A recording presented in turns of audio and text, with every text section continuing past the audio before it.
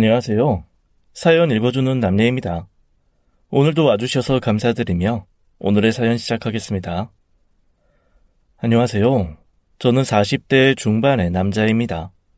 여러분은 오랜 시간 동안 가까이 지냈던 가족이 악마처럼 느껴지신 적 있으신가요? 저는 얼마 전 아주 끔찍한 일을 겪은 후 하루도 마음 편히 잠을 자본 적이 없습니다. 그 문제로 정신과 상담도 받아야 했어요. 문제의 그 사건은 바로 하나뿐인 저의 엄마가 치매에 걸리시면서 시작되었죠. 어느 날 제 동생에게서 연락이 왔습니다. 형, 아무래도 엄마 요양원에 모셔야 할 것 같아. 요양원? 무릎 다치신 거 거의 다 나은 거 아니었어? 그 사건이 일어나기 1년 전부터 동생이 엄마를 모시고 살고 있었어요. 엄마가 빗길에 넘어져 슬개골이 골절되면서 무릎 수술을 받으셨거든요. 무릎 수술 후 거동이 불편하셔서 누군가는 엄마를 보살펴야 했습니다. 아빠가 일찍 돌아가셔서 엄마가 혼자 살고 계셨거든요. 그런데 그때 엄마를 모시겠다고 한 게 바로 제 동생이었어요. 그때 사실 저는 앞으로 나서지 못했습니다. 왜냐하면 제 아내가 싫어할 게 너무나 불보듯 뻔했거든요. 엄마가 수술하던 날 저와 병원에 간 아내가 그랬었어요.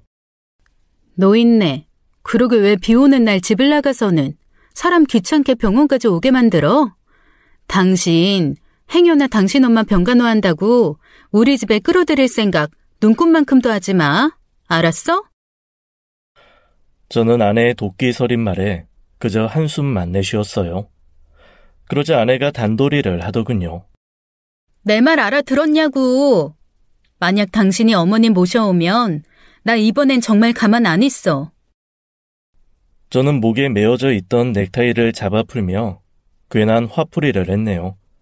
아무튼 그랬었는데 다행히 제가 나서기도 전에 동생이 엄마를 자기네 집에서 돌보겠다고 모셔가 줬으니 내심 너무나 고마웠습니다. 그래서 아내 몰래 동생에게 제가 그동안 모아두었던 비자금 100만 원을 건네기도 했어요. 엄마를 잘 부탁한다고요. 그랬었는데 엄마의 재활은 남들보다 더디었습니다. 6개월 정도만 합가해서 살면 그 안에 충분히 다 낫겠거니 생각했는데 어느새 1년이 넘어가고 있었어요. 아무래도 동생이 엄마를 오래 모시고 있자니 제가 동생네 눈치가 보여 갈 즈음이었죠. 제가 큰 아들인데 엄마를 내가 모시겠다는 말 한마디 꺼내질 못하고 있었으니까요. 이제 거동 다 되시는 거 아니었어? 지난번에 엄마가 무릎이 좀 뻑뻑하고 조금 아프다고는 했어도 혼자서 산책도 나갈 정도로 좋아지셨잖아. 그것 때문이 아니라 엄마 치매야 형. 그래서 아무래도 요양원에 모셔야 할 것 같아. 저는 치매라는 말에 가슴이 덜컹 내려앉았습니다. 그동안 오랜 세월 아빠 없이도 씩씩하게 사시던 분이었고 사막에 떨어져도 살아나오실 것 같은 분이 치매라뇨. 그동안 무릎 골절만 신경 쓰느라 엄마가 치매에 걸리실 줄은 상상도 못했습니다. 그런데 이어지는 동생의 말에 저는 무척 당황하고 말았어요. 그럼 형도 동의한 걸로 알고 엄마 들어가실 요양원 좀 알아볼게. 그리고 엄마 요양원 들어가시고 나면 나 이혼하려고. 뭐? 이혼? 그게 무슨 소리야. 니들 같은 인꼬 부부가 무슨 이혼. 그렇게 됐어. 기태야, 너 재수씨랑 무슨 일 있었어? 동생은 대꾸를 하지 않았습니다. 하지만 표정을 보니 제게 말하기 난감해하는 듯 했어요. 무슨 일인데 왜 말을 못해? 형, 그만 얘기하자. 나도 지금 너무 힘들어. 미안. 그렇게 동생은 말을 아끼더니 집으로 돌아갔습니다. 저도 집으로 왔고요. 소파에 앉아있는데 아내가 와서 말을 걸더군요. 표정이 왜 그래? 오늘 서방님 만나러 간다더니 무슨 일 있었어? 왜 그러는데? 설마 이제 우리더러 어머니 모시라는 건 아니지?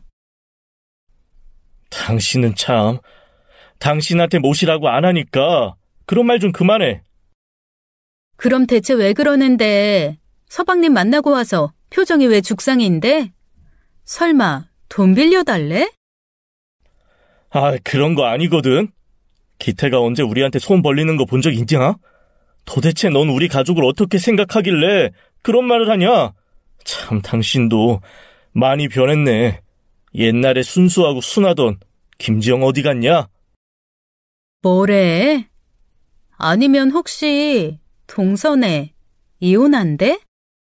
그걸 당신이 어떻게 알았어?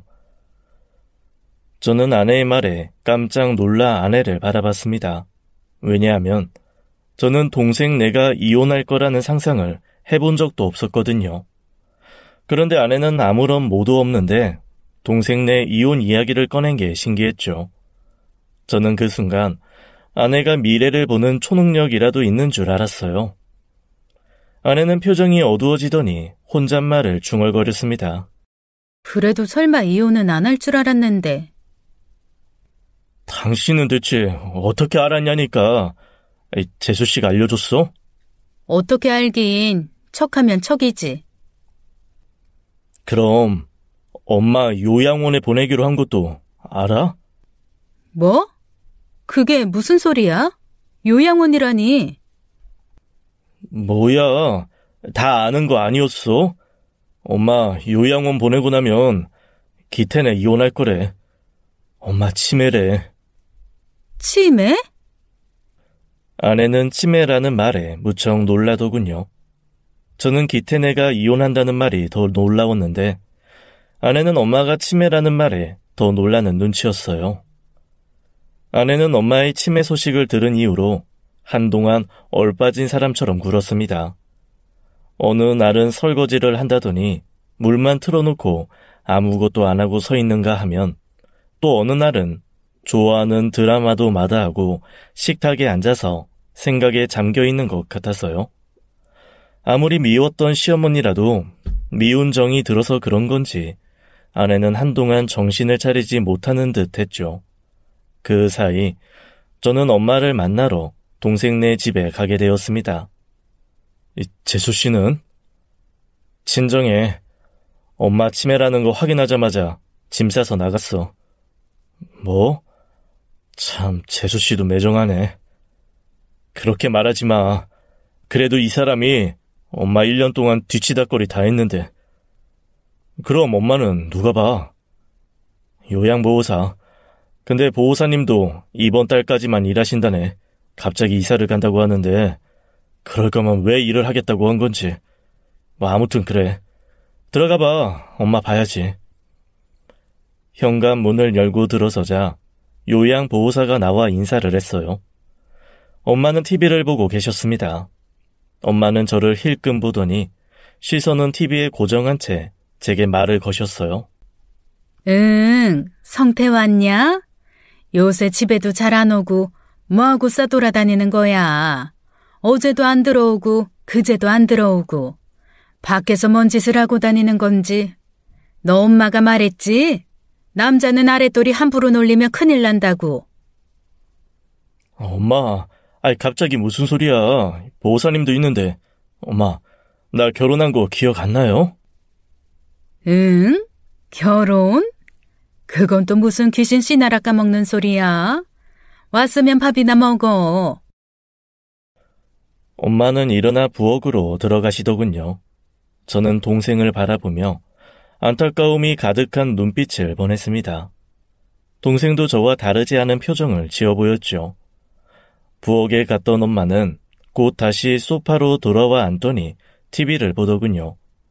밥을 준다고 하시더니 금세 까먹은 모양이었어요. 저렇게 자주 깜빡깜빡 하세요. 그러다가도 언제 그랬냐는 듯이 기억 돌아오시고요. 어느새 엄마가 제 옆에 바짝 다가오셨더군요. 성태야, 너 얼굴이 왜 이렇게 상했어? 회사 일이 힘들어서 그래? 아이고, 보약이라도 한 재 해먹이던지 해야지. 안 되겠다. 엄마, 죄송해요. 저는 눈물이 나올 것만 같았어요. 치매에 걸린 상태에서도 자식을 챙기려는 엄마 모습이 저를 울컥하게 만들더군요. 엄마를 보고 있자니 마음이 너무 안 좋았습니다. 결혼 후 내 가족 챙기기에만 급급했던 아들이라 더 죄송한 마음이 컸어요. 아내가 신혼 초에 시댁 일이라면 학을 떼는 바람에 엄마를 자주 찾아뵙진 못했거든요. 아내 성격이 좀 예민한 편이라 아내에게 맞춰주다 보니 엄마께는 너무 소홀했던 것 같아요. 그래서 엄마에게 이런 병이 일찍 생긴 게 아닐까 저 자신을 자책하게 되었죠. 저는 집에 돌아오는 길 포장마차에서 술을 한 잔 마시고 집에 들어왔습니다. 엄마가 치매에 걸린 게 다 아들들과 며느리들 탓인 것 같았어요. 솔직히 우리 엄마를 등한시하는 아내에게 서운했고 착한 내 동생과 우리 엄마를 버리고 간 재수 씨에게 원망도 들었어요. 그나마 다행인 건 엄마가 겉보기에는 건강해 보이신다는 거였죠. 치매 진단 받았을 때가 딱 70이셨는데 그 나이 치고도 젊고 정정해 보이셨어요. 술에 취해 들어온 날 아내가 소주 한 병을 식탁에 꺼내와 앉았습니다. 그리고는 잔을 채워 제게 주고는 자신도 잔을 채워 한 잔 쭉 마시더군요. 그리고는 상상도 못할 이야기를 제게 꺼냈어요. 어머님은 좀 어떠셔? 나 결혼한 지도 모르더라. 우리 엄마 너무 불쌍해. 여보, 그럼 어머님 우리가 모셔올까? 지금 뭐라고 했어? 아니, 내가 잘못 들은 것 같은데 다시 한번 말해봐. 어머님 우리가 모셔오자고. 뭐? 아이, 그게 무슨 소리야? 당신 엄마 모시기 누구보다 싫어했잖아. 그렇긴 한데 그래도 치매 걸리셨다며. 좀 짠하시잖아. 평생 혼자 사시다가 동선에 1년 계신 게 가족들이랑 산 전부이신데 우리가 모셔오고 돌봐드려야지. 그리고 당신이 동서 설득 좀 해봐. 이혼하지 말라고. 그동안 동서가 시어머니 모신다고 스트레스가 심했던 거 아니야? 내가 모실 테니까 서방님이랑 화해하라고 하면 동서도 마음 고쳐먹겠지. 사실 그동안 내가 동서한테 나서서 말하지 못한 이유가 내가 어머님 안 모시겠다고 뒤로 빠져 있었잖아. 그런 내가 무슨 자격으로 동서네한테 이혼하지 말라고 말하겠어? 근데 이제 내가 어머니 모실 테니까 당신이 동서한테 가서 잘 설득해봐. 저는 아내의 바다처럼 넓고 깊은 마음씨에 무척 감동받았습니다. 그동안 우리 엄마 모시기 싫다고 학을 떼던 사람이 엄마가 치매에 걸렸다는 말에 짠했는지 이런 큰 결정을 해주었으니까요. 저는 아내를 꼭 안으며 정말 고맙다고 인사를 했죠. 그리고 아내 말대로 재수 씨를 찾아갔어요.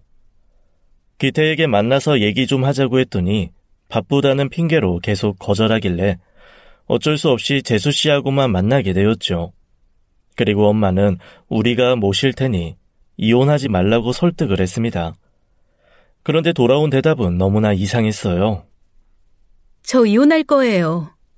당신 가족들 다 미친 사람들이야. 저 무서워서 이혼하는 거예요. 이제 찾아오지 마세요. 전 더 할 말 없으니까. 이해할 수 없는 말을 남긴 재수 씨는 그 후로 제 전화도 받지 않았습니다. 아내가 전화해봐도 전화를 받지 않더군요. 동선에는 자기들끼리 알아서 하게 두자. 우리가 나선다고 뭐 달라질 것 같지도 않네. 동서가 내 말 듣는 사람도 아니고. 우린 어머니 모시는데 신경이나 쓰자고. 아내의 반응이 좀 의외였습니다. 동선에서 엄마를 모시기 전까지만 해도 아내랑 재수 씨 사이가 친자매처럼 좋았거든요. 그런데 어쩐 일인지 재수 씨가 엄마를 모시고 난 후부터 둘 사이가 멀어지는 것 같았어요. 서로 연락도 잘 안 하고요. 게다가 이혼을 말릴 줄 알았던 아내가 동생네 이혼을 그저 두고 보자고 하니 이런 생각마저 들었습니다. 아내가 재수 씨랑 저 모르게 크게 싸운 건 아닌가 하는 생각이요. 아내는 동선의 집안일에 관심이 없는 것 같았어요. 오히려 시어머니 언제 모셔오냐고 빨리 모셔오자고 성화였네요.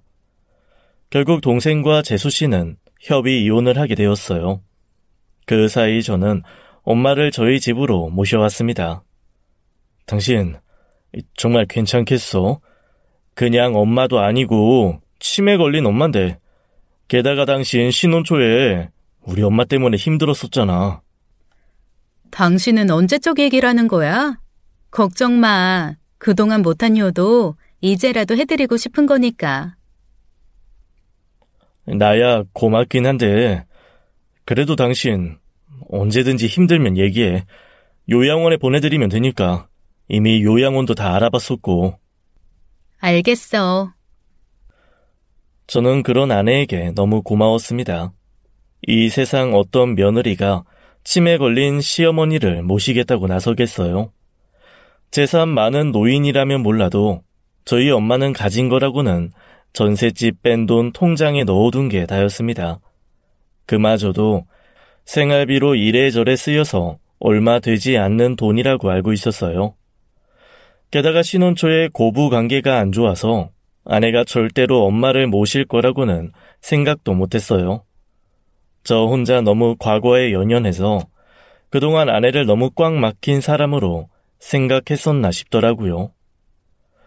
엄마를 집으로 모셔오고 난 후 아내는 평소보다 몇 배는 더 부지런을 떨었습니다. 치매에 걸리기 전에도 워낙 깔끔한 성격의 엄마였던지라 그 비위를 맞추려니 잠시도 쉴 틈이 없었을 거예요.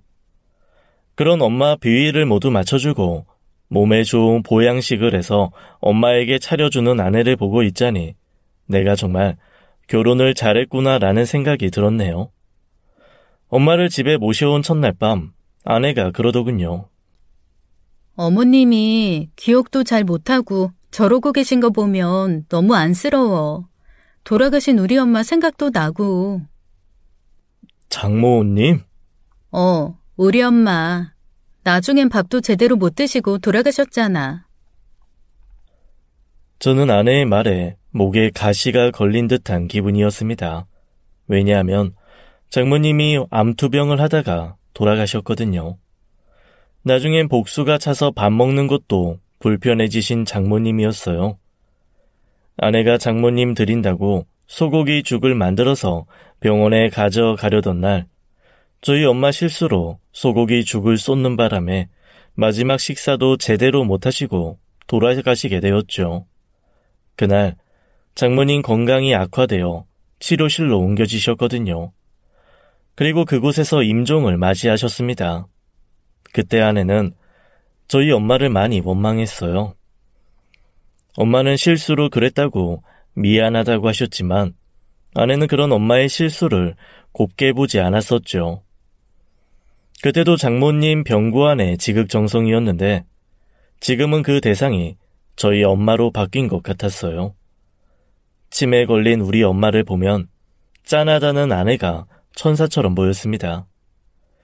아내는 시어머니를 모시겠다고 회사 휴직계까지 냈습니다. 그리고 지극정성으로 엄마를 돌봐주었죠. 제가 퇴근하고 집에 가보면 엄마의 모습은 아주 깔끔했어요. 어느 날은 엄마가 좋아하는 구루프까지 말고 계셨죠. 아내가 해줬다고 하더군요. 머리에 저건 뭐야? 구루프. 어머님 가꾸는 거 좋아하시잖아. 치매 걸리셨어도 정신 돌아왔을 때 예쁘게 하고 있으면 덜 속상하실 것 같아서. 어때? 머리 예쁘게 됐어? 어머님, 머리 마음에 드세요? 저희 엄마는 머리엔 관심이 없는지 저와 아내만 번갈아 쳐다보더군요. 우리 엄마 예쁘네. 엄마는 좋겠소. 이렇게 효부 며느리 있어서 앞으로 지영이 말 잘 듣고 지금처럼만 지내세요. 알았죠? 엄마는 제 말에 대꾸를 안 하셨어요. 우리 집으로 모시고 나서 부쩍 말씀이 줄어든 엄마였습니다. 저는 아내를 안방으로 데려와 아내를 꼭 안아주었네요. 그런데 그 순간 엄마가 방문을 확 열더니 제게 구루프를 냅다 던지셨어요. 못난 놈. 그리고는 거실로 나가셨어요. 밥이나 차려라. 아내는 얼른 나가 밥을 차렸습니다. 엄마를 모셔온 후로 아내와의 사이가 더 좋아졌어요. 내 부모에게 잘하는 아내를 누가 싫어하겠어요. 저는 평소 자주 가던 회식도 줄이고 일찍 집에 들어가곤 했네요. 아내는 그 후로도 저희 엄마를 정말 꼼꼼히 잘 챙겨줬어요. 엄마를 모시고 매주 한 번씩 목욕탕에도 다녀오고 안마도 자주 해주었죠. 하지만 마냥 행복한 일상이 계속되는 건 아니더군요. 한 3주쯤 지났을 무렵 회사에 있는데 엄마에게 전화가 왔습니다. 성태야, 엄마야, 너 지금 집에 올 수 있니? 지금이요?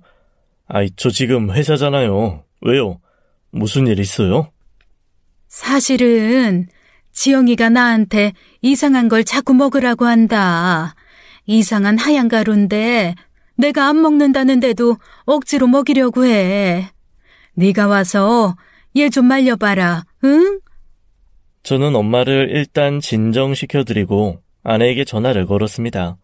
상황 설명을 하자 아내는 한숨을 크게 내쉬며 말하더군요. 치매 걸린 노인네 돌보는 게 생각처럼 쉽지가 않네. 어머님이 날이 갈수록 증상이 심해지셔. 계속 고집만 피우시고. 당신이 많이 힘들지? 근데 엄마가 하얀 가루 얘기를 하던데 그게 뭐야?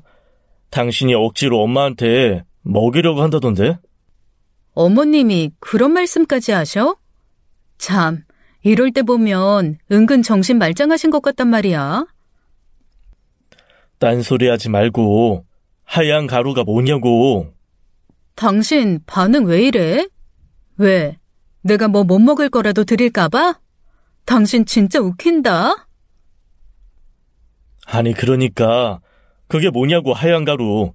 그게 뭔데 억지로 먹이려고 했냐고. 뭐긴 뭐야, 유산균이지. 당신 어머니 요새 변비 걸려서 화장실에서 맨날 끙끙거리시길래 약국 가서 가루로 된 유산균 사왔어. 알약으로 된 거 드리면 목에 걸리실까봐 일부러 달달한 가루로 사왔구만. 근데 당신 반응 좀 서운하다. 내가 지금 누구 때문에 회사까지 쉬면서 이 고생을 하는데 어머님이 대체 뭘 어떻게 얘기하셨길래 당신 반응이 이래? 뭐 내가 어머님 해코지라도 했다고 얘기하셔? 그런 거야? 아이 무슨 그런 소리를 해. 그런 거 아니야. 근데 엄마가 좀 겁이 잔뜩 나 있으시더라고. 그 유산균 드시라고 할 때 뭐 억지로 먹이고 그런 건 아니지? 뭐? 이봐요, 박성태 씨. 당신 어머니 치매야. 그런 노인네 말을 고지고대로 듣고 있으면 어떡해? 하긴 당신은 그때도 그랬었지. 아내의 마지막 말에 저는 아무 대꾸도 할 수가 없었습니다. 사실 그때 그 일은 우리 부부에게 금기어나 마찬가지였거든요. 특히 아내는 그때 일을 입에 올리는 걸 극도로 싫어했어요. 그랬던 아내가 그때 얘기를 먼저 꺼내다니 좀 놀라웠습니다. 그런 거 아니야. 그냥 당신이 애 달래듯이 해서 드시게 해봐. 아무튼 당신이 고생이 많네. 우리 엄마 영양제까지 신경 써주고. 고마워. 그리고 미안해. 미안하면 앞으로 나한테 잘해. 그나저나 어머님 점점 자기 마음대로 하려고 해서 큰일이네. 어머님 그거 꺼내시면 안 돼요. 자기야 그만 끊어. 어머님 또 사고 치실라. 아내는 급하게 전화를 끊었습니다.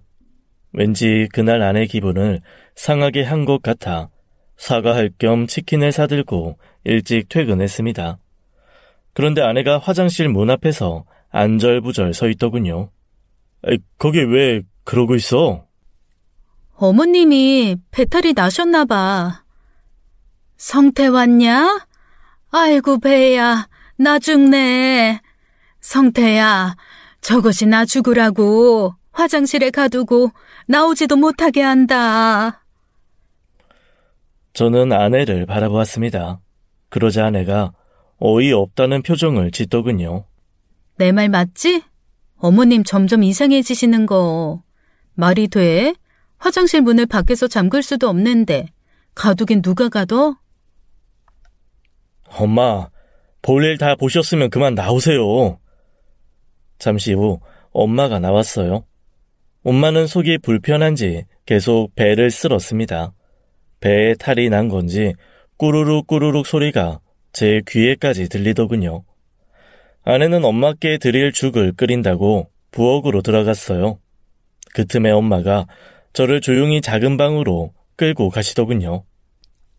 성태야, 너 내일 회사 안 가면 안 되냐? 큰며느리가 아무래도 정신이 좀 이상한 것 같아. 나한테 억지로 하얀 가루를 얼마나 먹였는지 몰라. 그래서 내가 이렇게 배탈이 난 거야. 엄마, 그런 소리 좀 그만하세요. 저 사람 듣겠어요. 저 사람이 엄마 변비 고쳐준다고 비싼 유산균 사온 거라던데 자꾸 사람 모함하면 못 써요. 제발 둘이 사이좋게 지내세요. 네? 으이구, 이 멍청아. 넌 옛날이나 지금이나 네 아내 말만 듣지? 내가 자식 헉 키웠다. 네 마누라가 날 모시겠다고 할 때부터 이상했다니까. 나 괴롭히려고 모시려고 한 거 아니냐 이 말이야. 저 사람이 뭐하러 엄마를 괴롭히겠어요. 안 그래요? 아니면 엄마가 저 사람 괴롭힘 당할 짓이라도 하셨어요?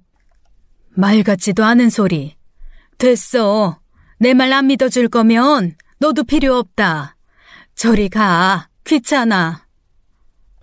그날 밤 엄마가 먼저 잠들고 난 후 저는 담배를 태우러 잠깐 나갔다 왔습니다. 마지막 남은 담배 한 개피를 피우고 집에 들어와 담배 껍질을 버리려고 뒷베란다로 나갔죠. 그런데 그곳에서 깜짝 놀랄 만한 것을 보게 되었어요. 쓰레기 봉지 속에 수십 개의 유산균 껍질이 들어있었던 겁니다. 저는 너무 황당해서 아내를 잡고 물었죠. 저거 뭐야? 뭐가? 당신이 직접 확인해봐. 아내는 영문을 모르겠다는 듯이 베란다로 가서 쓰레기통을 확인했습니다. 그리고는 깜짝 놀라는 반응을 보였어요. 어머나, 뭐야? 어머, 웬일이야? 어머님이 이거 다 드신 거야? 내가 드시라고 할 땐 그렇게 싫다고 하시더니 도대체 언제 이렇게 드셨지? 어머, 그래서 배탈 난 거네. 당신도 몰랐어? 집에서 엄마 모시는 사람이 이런 것도 모르면 어떡해? 당신 말 이상하게 한다. 이게 지금 내 탓이라는 거야? 내가 CCTV도 아니고 어떻게 1분 1초도 안 쉬고 당신 엄마만 보고 있어? 안 그래? 내가 빨래 넣을 때 어머님이 몰래 드시고 여기다 버리셨나 보지. 참 어이없네. 그렇게 내가 하는 게 못마땅하면 지금이라도 당신이 회사 관두고 어머님 돌보던가. 내가 공치사 바란 적은 없지만 이런 취급 받으면서까지 당신 어머니 모실 생각은 없어. 그렇게 못 믿겠으면 요양원 보내드려야지 어쩌겠어. 그런 말이 아니잖아. 됐어. 당신이랑 말 섞고 싶지 않아. 아내는 제대로 토라져서 안방으로 휙 들어갔습니다. 결국 저는 그날 소파에서 자야 했어요. 그런데 새벽에 아내가 방에서 나와 제게 담요를 덮어주더군요. 저에게 화가 난 상태에서도 제가 감기에 걸릴까봐 걱정해주는 착한 아내였어요. 그런 아내를 다그치듯 물어본 제 자신이 너무나 한심하게 느껴졌죠. 저는 누운 채로 담요를 덮어주던 아내의 손을 잡고 말했습니다. 아까는 내가 미안했어. 엄마 모셔오고서 내가 좀 예민해진 것 같아. 미안해. 아내는 그저 한숨만 크게 내쉬고는 말없이 방으로 들어갔습니다. 다음 날 아내는 언제 그랬냐는 듯 다시 기분이 풀린 것 같았어요. 참 마음씨 여리고 착한 아내였죠. 그런 아내에게 더 고맙고 미안했어요. 그래서 그 후로 아내를 더 믿고 엄마를 맡기게 되었습니다. 엄마를 모시는 날이 길어질수록 아내에게 고마운 마음은 점점 커져만 갔어요. 반면에 엄마는 아내에게 무척 적대적으로 바뀌어가고 있었습니다. 제가 퇴근하기 무섭게 달려와 제게 한다는 소리가 늘 이런 거였죠. 성태야, 나 배고파. 저것이 오늘 밥 한 끼도 안 줬다. 저게 나 말려 죽이려고 작정했어. 못된 년. 그러면서 아내를 쏘아보곤 했어요. 그럼 아내는 지친다는 듯 이렇게 얘기하곤 했죠. 아휴, 우리 어머니 또 저러시네. 어머님, 오늘 아침부터 지금까지 드신 거 전부 읊어드려요? 그러면서 공책 한 권을 가져와 제 앞에서 보란 듯이 읽었습니다. 아침, 미역국 감자볶음 불고기, 점심 비빔밥, 저녁, 참치전 고구마 줄기 연금조림 마늘장아찌. 됐어요? 아, 간식도 있네.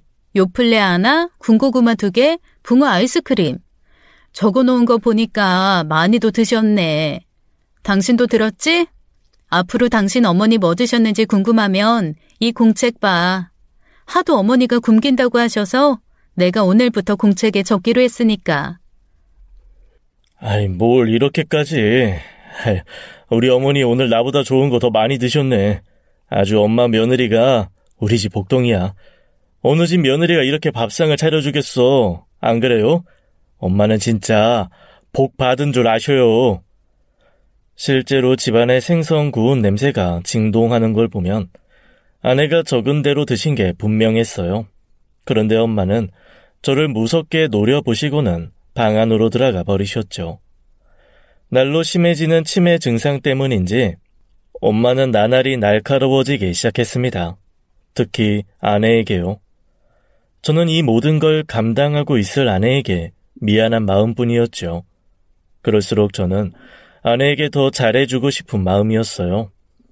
회사에 발이 묶인 제가 해줄 수 있는 건 쓰레기를 버려주고 저녁 설거지를 도와주면서 하루에 꼭 한 번씩은 아내를 안아주는 정도였네요. 착한 아내는 그것만으로도 제게 고마워했습니다. 시간이 지날수록 엄마가 아내를 욕해도 한 귀로 듣고 한 귀로 흘리게 되더군요. 그런데 2달이라는 시간이 지났을 쯤 뭔가 잘못됐다는 생각이 들었습니다. 그걸 깨닫기 2주 전쯤 기태가 저희 집에 왔었어요. 그때 기태의 이야기가 떠오르더군요. 형수가 고생이 많네요. 근데 엄마가 살이 좀 빠지신 것 같네.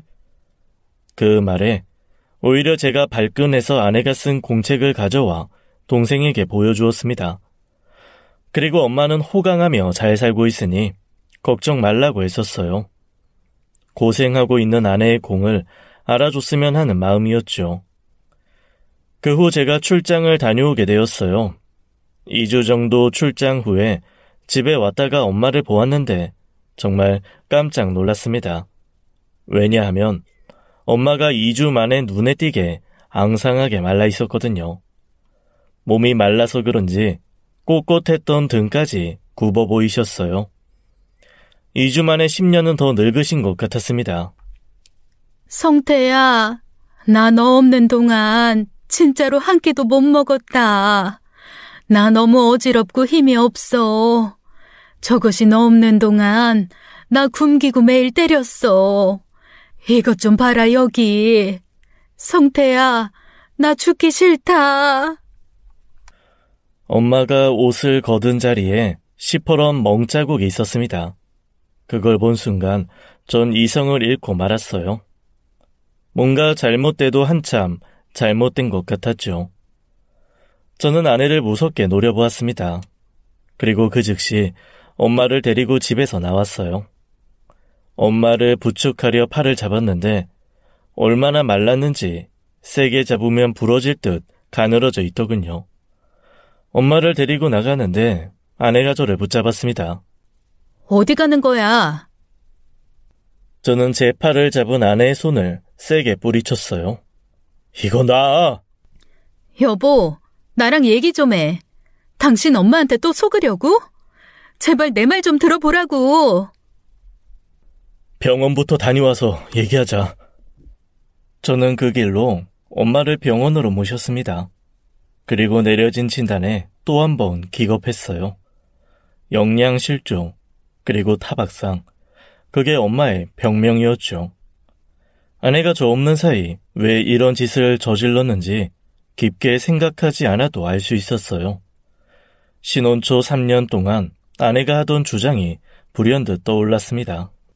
당신 엄마 미쳤어. 악마라고. 나 이제 어떡해? 우리 불쌍한 봄이 어쩌냐고.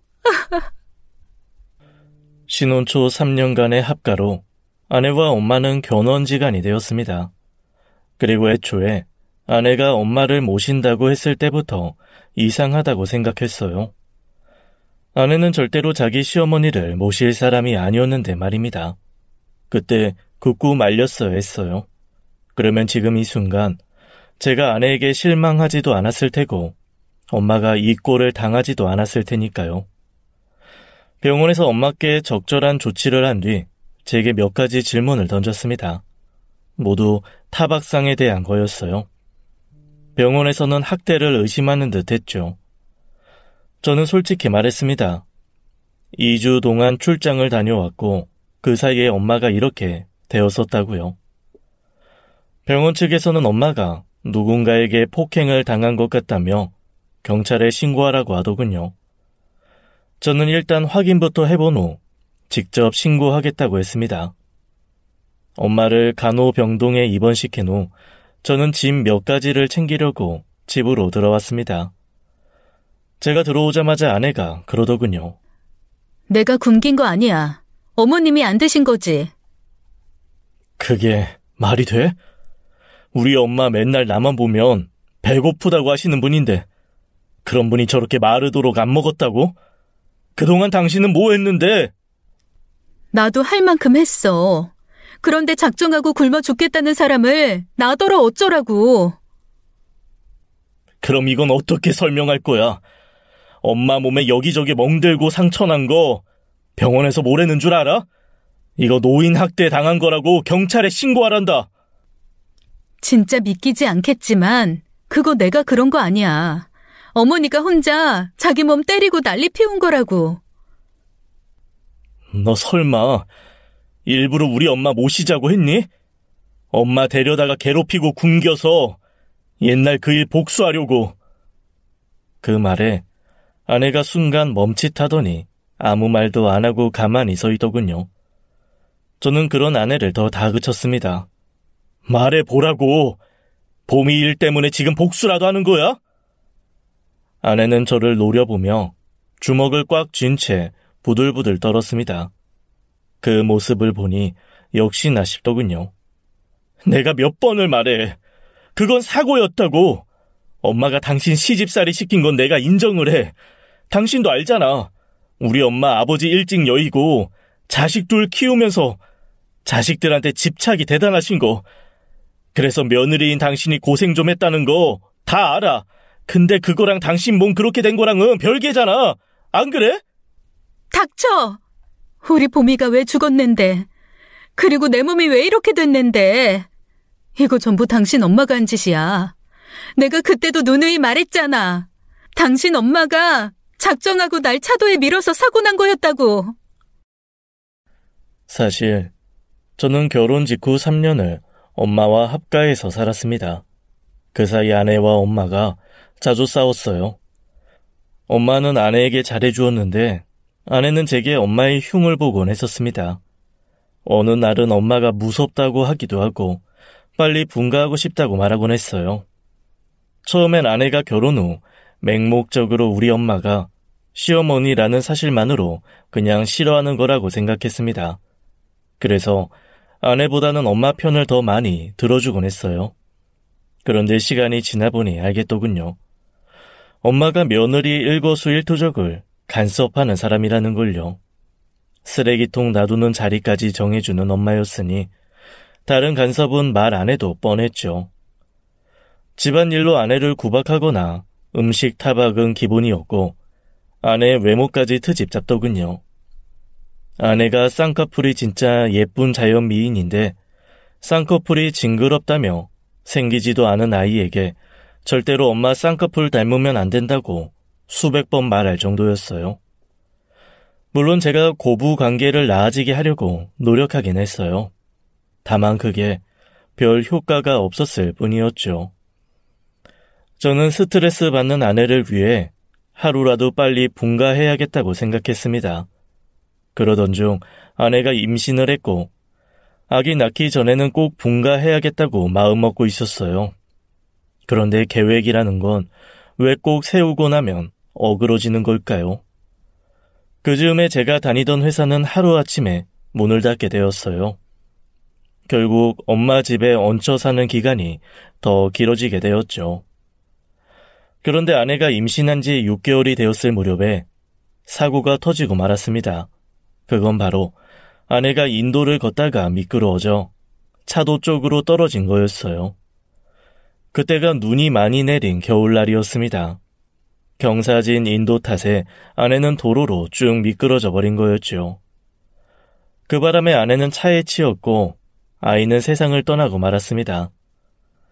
아내는 한동안 병원 신세를 지게 되었어요.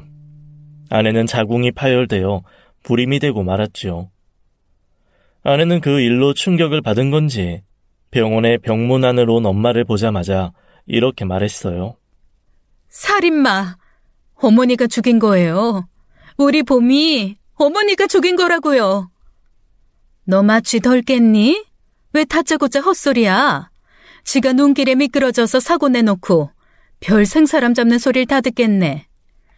어머니가 저 밀었잖아요. 저더러 그냥 죽어버리면 좋겠다면서 밀었잖아요.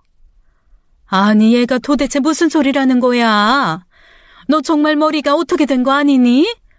너 불임됐다고 나한테 화풀이 하는 거야? 영영 손주 못 봐서 지금 화낼 사람이 누군데? 그 뒤 장모님이 들어와 저희 엄마를 병실에서 쫓아냈고 아내와 장모님이 사고가 난 곳에서 목격자를 찾는 눈치였습니다. 저도 엄마를 의심하는 아내 탓에 억울함을 풀려고 함께 보안 카메라를 찾아다니기도 했어요. 그런데 보안 카메라가 많이 설치되어 있던 시절이 아니라서 어떤 증거도 찾지 못하고 끝났습니다. 솔직히 증거만 놓고 보자면 아내의 말을 믿을 수도 엄마의 말을 믿을 수도 없는 상황이었죠. 다만 엄마가 평소에 손주를 무척 원했기 때문에 절대로 그런 짓을 했을 리가 없다고 확신했네요. 그 사건은 제가 무리해서 분가를 하면서 끝이 났습니다.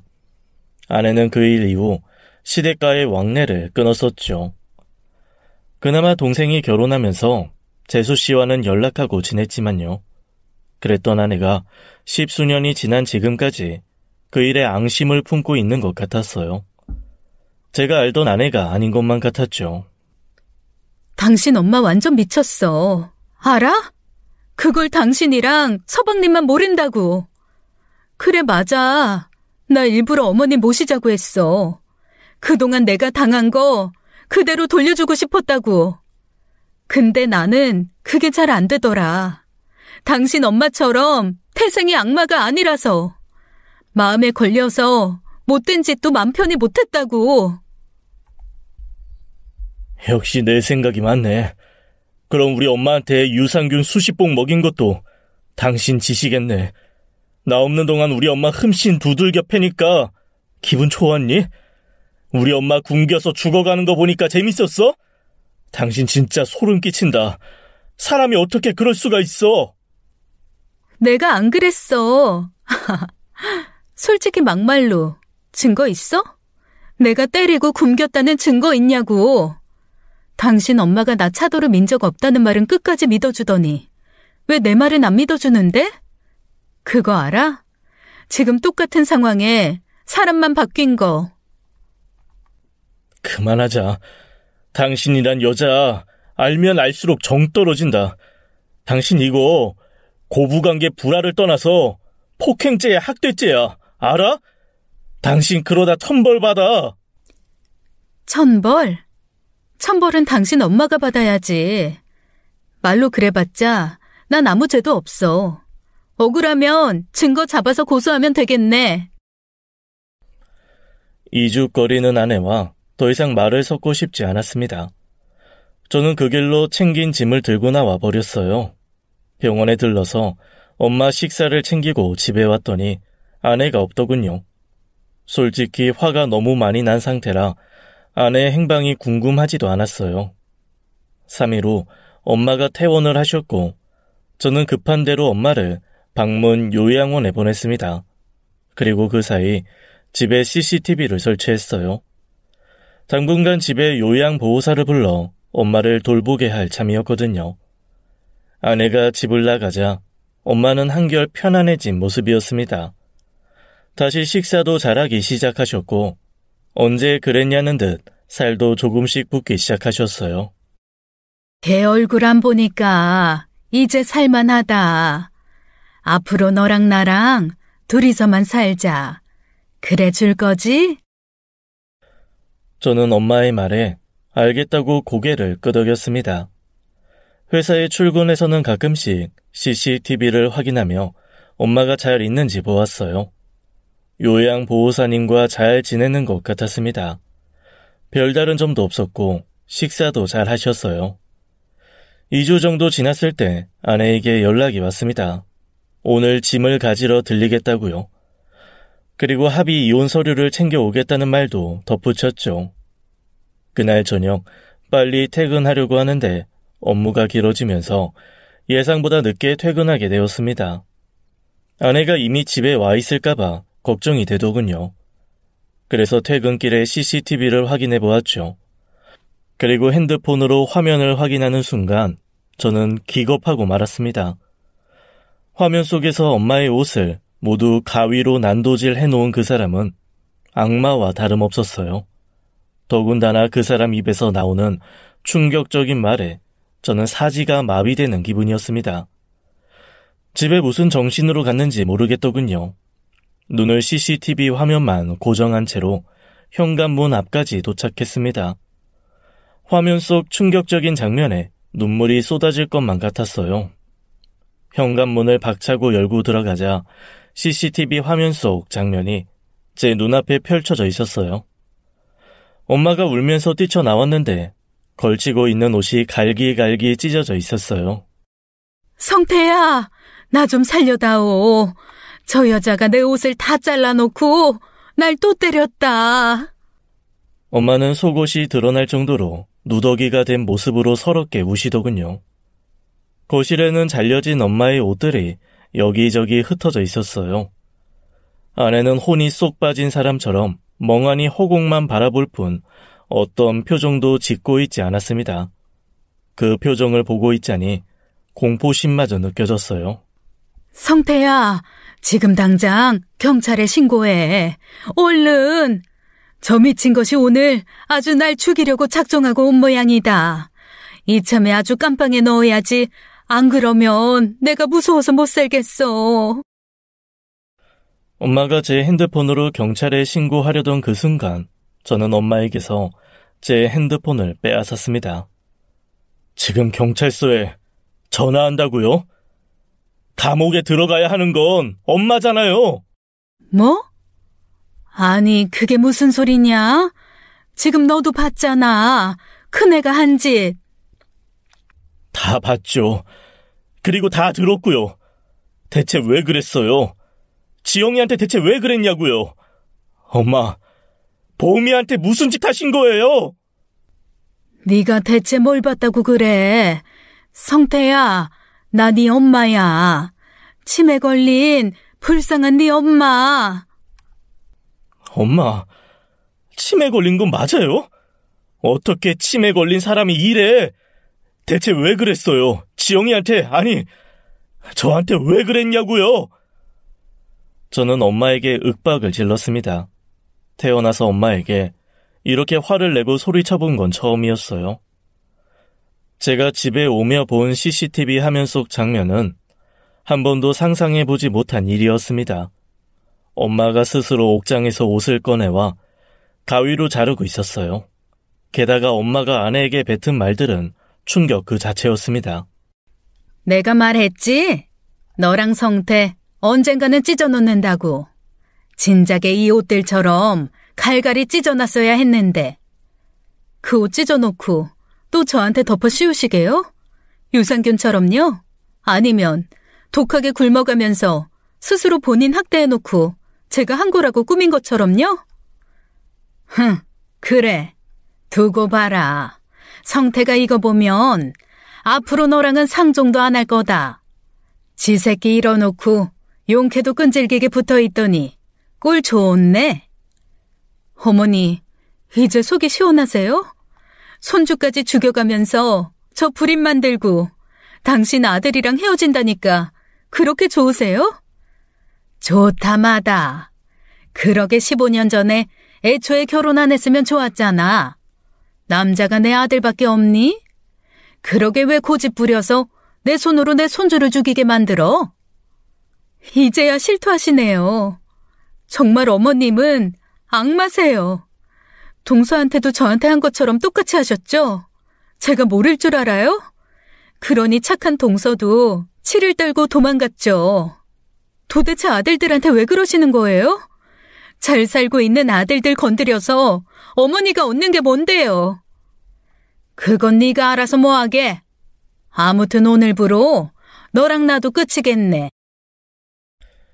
그러면서 엄마는 또 여기저기 가구로 달려가 몸을 부딪히기 시작하셨어요. 그제야 엄마 몸에 생긴 멍의 이유를 알았죠. 그동안 아내에게는 엄마와 단둘이 있는 시간이 얼마나 끔찍했을까요? 아내와 단둘이 살 때는 아무 문제가 없었는데 저는 왜 아내가 시어머니인 엄마를 맹목적으로 싫어한다고만 생각했을까요? 제 자신이 너무나 원망스럽고 싫었습니다. 아내 앞에 무릎을 꿇고 빌었어요.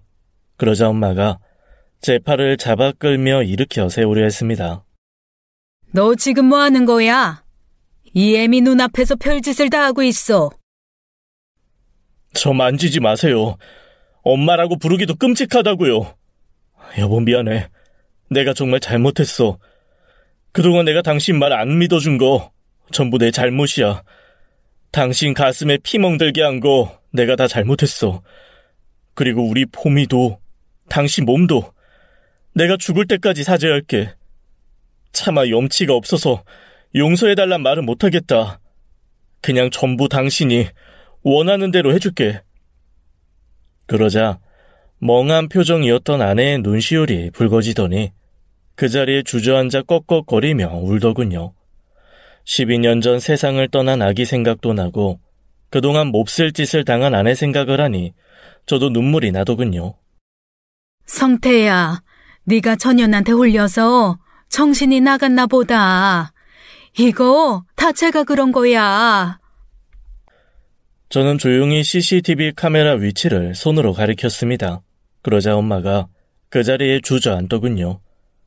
엄마, 대체 나한테 왜 그랬어요? 재수 씨도 엄마 때문에 나간 거예요? 대체 우리 형제한테 왜 그랬냐고요? 엄마는 쉽게 입을 떼지 못하더군요. 정말 이해가 가질 않았어요. 보통의 부모라면, 엄마라면 자식이 잘 되기를 바라지 못 되기를 바라는 사람은 없잖아요. 기태랑 저한테 왜 그러셨냐고요? 우리 엄마 자식이잖아. 그런데 왜? 누가 내 자식이야? 엄마가 목청이 터져라 소리치셨습니다. 그 말에 저는 말문이 막혔죠. 누가 내 자식이야? 너도 기태도 내 자식이었던 적 단 하루도 없다. 아내도 저 못지않게 놀란 표정이었습니다. 그 인간이 날 억지로 데려다가 이 집에 들여앉히지만 않았어도 내가 이렇게 인두껍을 쓴 괴물이 되진 않았을 거다. 그 악마 같은 인간이 날 괴물로 만든 거라고. 저는 정말 처음 듣는 이야기였어요. 엄마가 내 친엄마가 아닌 줄은 정말 몰랐습니다. 지금의 엄마가 새엄마라는 것을요. 아무것도 모르는 처녀를 네 아빠가 끌고 가서 임신시키고 동네 사람들한테 온갖 창피 당하게 하고 그렇게 결혼하자고 꼬셔서 데려가 놓고는 정작 임신한 내 새끼는 못 낳게 했다. 나는 중절 수술밖에 하고 자기는 정관 수술 받았지. 나는 그냥 니들 엄마 역할 하라고 데리고 온 사람이었어. 그럼 내가 내 새끼 잃고 제정신으로 살 수 있었겠냐? 엄마는 서럽게 우셨어요. 생전에 아빠는 무척 무서운 사람이었습니다. 가부장적인 것을 넘어 무척 강압적이고 독재적인 사람이랄까요. 그런 사람 밑에서 자랐다면 숨이 막혔을 텐데 그래도 우리 형제에겐 엄마가 있었어요. 그래서 숨 쉴 수 있었습니다. 그랬는데 엄마가 우리를 단 하루도 자식으로 생각하지 않았다니 너무나 비통했어요. 나는 평생을 니들 뒷바라지하면서 살았는데 니들은 내가 치매 걸렸다고 하니 요양원부터 알아보고 그러니 내가 어쩌겠어. 니들 이혼시키고 다시 내 품에 끼고 살아야 나도 살지 않겠니? 헛소리하지 마세요. 동서는 당신이 아플 때부터 당신을 모셨어. 그래, 당신 말이 맞다고 치자. 그럼 나한텐 왜 그런 건데? 불쌍한데 내 아이한테는 왜 그랬냐고. 그건 네가 과거 나처럼 될까봐, 나처럼 비참하게 살까봐. 당신은 그저 아버님을 향한 원망을 자식들하고 나한테 풀었던 것뿐이야. 정작 비난해야 할 당신 남편한테는 무서워서 한마디도 못했으면서. 엄마는 더 이상 아무 말도 하지 않으셨어요. 아내는 짐을 챙겨 나갔습니다. 식탁 위에 이혼 서류를 올려두고요. 엄마도 짐을 챙기더니 나가려 하시더군요. 차마 붙잡지 못했습니다. 걱정 마라. 네 동생 안 찾아가니까. 일주일간 병가를 내고 저는 집에 틀어박혀 있었습니다. 그리고 동생을 집으로 불러 모든 사실을 알려주었어요. 동생도 무척 충격을 받았죠. 끔찍할 정도로 못되고 불쌍한 사람이었네, 우리 엄마. 그런데 형, 나 엄마 찾고 싶어. 엄마 보면서 묻고 싶어. 정말 내가 그렇게 미웠는지. 저는 누군가 이렇게 말해주길 기다렸는지도 모르겠습니다. 결국 저는 엄마의 실종 신고를 했어요. 실종 경보 문자도 발송했지만 한동안 엄마의 소식을 들을 수가 없었어요. 그런데 보름쯤 후에 경찰서에서 연락이 왔습니다. 엄마의 부고 소식이었죠. 왕복 4차로의 차들이 질비하게 주차되어 있는 도로에서 무단 횡단을 하다가 사고가 났다고 했습니다. 너무나 허무하고 씁쓸한 죽음이었어요. 대학병원의 장례식장이 차려졌습니다.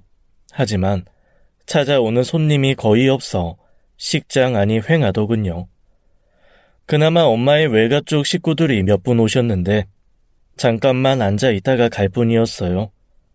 생각해보니 엄마가 외가 쪽 식구들과 왕래하는 걸 한 번도 본 적이 없었습니다. 어릴 적 외가댁에 한 번 간 적이 있었는데 할아버지와 할머니가 우리를 달가워하지 않는 느낌만 받고 돌아온 적이 있네요. 지금 생각해보면 엄마는 집안에서도 반기지 않는 외톨이였는지도 모릅니다. 외조부님께 수치심을 안겨준 창피한 딸이었는지도 모르고요. 한 가지 확실한 건 진짜 악마는 아빠였다는 것입니다. 엄마는 아빠가 만들어낸 악마였고요. 장례식장엔 아내도 재수씨도 오지 않았더군요. 씁쓸한 장례식이 치러지고 난 뒤 아내에게 이혼 서류에 도장을 찍어 보냈습니다. 그리고 아내에게 편지를 남겼어요. 엄마가 남겨준 보험금을 동생과 나눈 뒤 아내 편에 모두 보내주겠다고요. 재산 분할은 물론이고 엄마의 보험금을 아내에게 위자료로 주겠다고 했죠. 아내에겐 어떠한 답장도 연락도 오지 않았어요. 아내에게는 결단의 시간이 필요한가 봅니다. 다만 제가 바라는 건 아내가 어디에 있던 지난 기억과 상처를 치유하며 앞으로 누구보다 잘 살았으면 하는 바람이네요. 오늘도 술 한 잔에 기대어 긴 밤을 보내야겠습니다. 언젠가는 제 어두운 터널도 끝이 있겠죠. 지금까지 사연 읽어주는 남녀였습니다. 끝까지 함께 해주신 여러분 감사드리며 저희는 다음 사연으로 돌아올게요. 감사합니다.